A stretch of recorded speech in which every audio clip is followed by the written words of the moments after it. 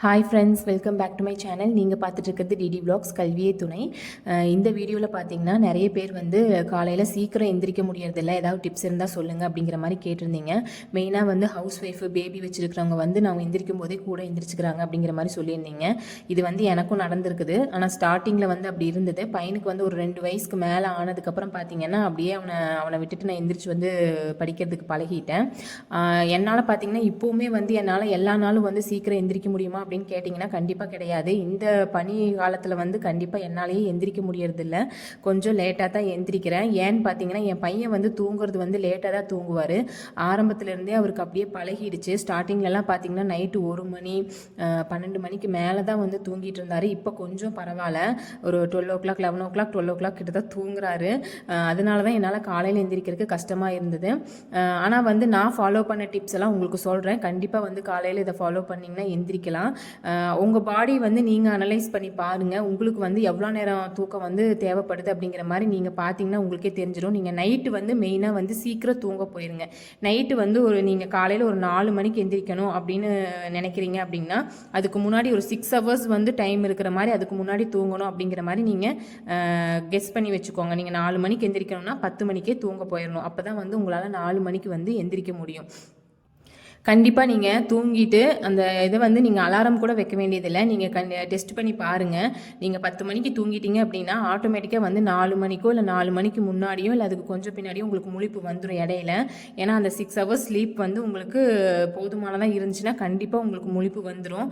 அந்த டைமில் வந்துட்டு நம்ம இன்னும் கொஞ்சம் நேரம் தூங்கலாம் அப்படின்னு நினச்சிட்டு படுத்தோம்னா மட்டும்தான் நம்ம வந்து எக்ஸ்ட்ரா அப்படியே தூங்கிடுவோம். ஆனால் வந்து அந்த டைமில் இல்லை வேண்டாம் நம்ம எந்திரிச்சு படிக்கலாம் அப்படிங்கிற மைண்ட் செட் வந்து நம்ம கரெக்டாக ஃபிக்ஸ் பண்ணிட்டோம் அப்படின்னா கண்டிப்பாக எந்திரிச்சிடலாம். இதுக்கு வந்து அலாரமோ எதுவும் எந்த தேவைப்படாது. ஏன்னு பார்த்தீங்கன்னா ஸ்டார்டிங்லாம் அலாரம் வச்சா அந்த அலாரம் சவுண்டு கேட்டு என் பையனும் வந்து கூடவே எந்திரிச்சிருமா. அதுக்கு பயந்துட்டே வந்து நான் அலாரம் வைக்க மாட்டேன்.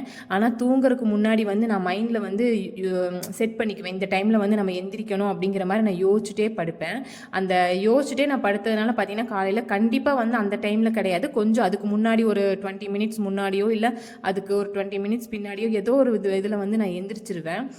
அந்த மாதிரி தான் நீங்களும் வந்து ட்ரை பண்ணி பாருங்கள். நைட்டு படுக்கிறதுக்கு முன்னாடியே வந்து மைண்டில் நினச்சிக்கோங்க இந்த டைமில் எந்திரிக்கணும்னு.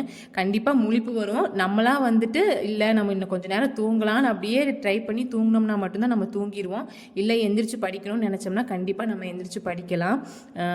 இல்லை இன்னும் கொஞ்சம் எந்த முழிப்பே வராது அப்படின்னு நினைக்கிறவங்க வந்து கண்டிப்பாக அலாரம் வச்சுக்கோங்க.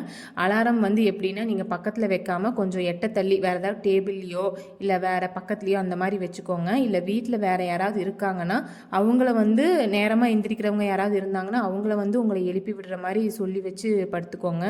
இதெல்லாம் எனக்கு தெரிஞ்ச டிப்ஸு, நான் ஃபாலோ பண்ணது. மெயினாக ஹவுஸ் ஒய்ஃபுக்கு வந்து படிக்கிறதுனால என்னென்ன ஹெல்த் ப்ராப்ளம் வரும் அப்படின்னு பார்த்தீங்கன்னா நம்ம ஒரே இடத்துல உட்காந்து படிக்கிறதுனால நம்மளோட பாடி ஹீட் வந்து இன்க்ரீஸ் ஆகும். பாடி ஹீட் இன்க்ரீஸ் ஆகுறதுனால மட்டும்தான் நமக்கு ஹெல்த் வைஸ் வந்து ஹேர் ஃபால் ஆகிறது, அப்புறம் ரொம்ப கொஞ்சம் டயர்டாக ஃபீல் ஆகிறது, அப்புறம் பார்த்திங்கன்னா வெள்ளைப்படுறது, இந்த மாதிரிலாம் நிறைய ஹெல்த் ப்ராப்ளம்ஸ் வந்து வரும். அந்த மாதிரி டைமில் வந்துட்டு நம்ம என்ன மாதிரி இதெல்லாம் ஃபாலோ பண்ணிக்கலாம்னா நம்ம இன்டேக் எடுக்கிறது வந்து கொஞ்சம் குளிர்ச்சியானதாக எடுத்துக்கிறது நல்லது. நான் வந்துட்டு இந்த மார்னிங் எந்திரிக்கும் போது காலையில் எந்திரிச்சு நேரமாக படிக்கும்போது பசிக்கும் இல்லைங்களா, அந்த மாதிரி டைமில் என்னென்னலாம் சாப்பிட்டேன் எப்படி பண்ணேன் அப்படிங்கிறது பார்த்தீங்கன்னா நான் வந்து நெக்ஸ்ட் வீடியோவில் வந்து உங்களுக்கு சொல்கிறேன். மெயினாக வந்துட்டு நான் காலையில் பசிக்கிற டைமில் வந்து பழைய சாதம் இருக்குது இல்லைங்களா, முந்தின நாளோட சாப்பாடை வந்து தண்ணி ஊற்றி வச்சு அதில் தயிர் உப்பு போட்டு கரைச்சி குடிச்சுக்குவேன். எனக்கு பசி அடங்கின மாதிரி இருக்கும், நம்ம பாடி ஹீட்டும் ரெடியூஸ் ஆன மாதிரி இருக்கும்.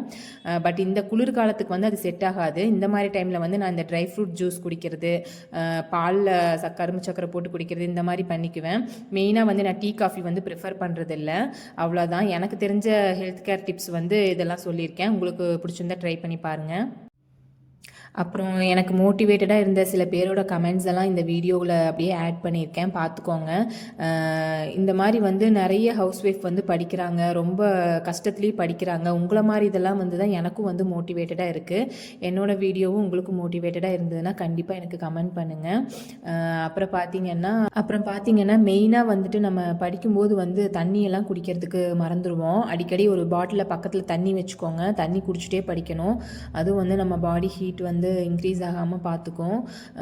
இதெல்லாம் தான் எனக்கு தெரிஞ்சது, நான் ஃபாலோ பண்ணுற டிப்ஸு. இதெல்லாம் எனக்கு ஒர்க் அவுட் ஆச்சு. ஏன்னா ஸ்டார்டிங்கில் வந்து எனக்கும் நிறைய ஹெல்த் ப்ராப்ளம்ஸ் எல்லாம் வந்துச்சு. ஹேர் ஃபால் ஆகிறது, அப்படியே கண்ணெல்லாம் ரொம்ப ஹீட் ஆயிரும். அதனாலேயே வந்து படிக்க முடியாது, ஒரு மாதிரி டயர்டாக ஃபீல் ஆகிற மாதிரிலாம் இருந்துச்சு. உங்களுக்கும் இந்த மாதிரி பிரச்சனைலாம் இருந்தால் இதை ஃபாலோ பண்ணிக்கோங்க. காலையில் நேரமாக எந்திரிக்கிறதுக்கு மெயின் வந்துட்டு நம்ம நைட்டு சீக்கிரமாக தூங்கணும். அதுதான் வந்து முக்கியமான விஷயம். ஆனால் நைட்டு பேபி வச்சுக்கிறவங்க, சீக்கிரமாக தூங்க முடியாதவங்க கொஞ்சம் ஹெல்த் வைஸ் பார்க்கறதுனால வந்து நம்ம கொஞ்சம் ஓரளவுக்கு கொஞ்சம் கொஞ்சமாக ட்ரை பண்ணலாம். ஒரு 5 o'clock அந்த மாதிரி டைம்லேருந்து எந்திரிச்சு படிக்கிறதுக்கு நம்ம ட்ரை பண்ணிக்கலாம். அவ்வளோதான் ஃப்ரெண்ட்ஸ் இன்றைக்கி வீடியோ பிடிச்சிருந்தா லைக் பண்ணுங்கள், சப்ஸ்கிரைப் பண்ணுங்கள். நெக்ஸ்ட்டு வீடியோவில் பார்க்கலாம். தேங்க்யூ ஃப்ரெண்ட்ஸ், பாய். டிஸ்கஷன் குரூப் ஜாயின் பண்ணணும்னு நினைக்கிறவங்க டெலிகிராம் லிங்க்கில் டிஸ்கஷன் குரூப் லிங்க் இருக்குது, ஜாயின் பண்ணிக்கோங்க. நிறைய பேர் இது கேட்டுகிட்டே இருந்தீங்க.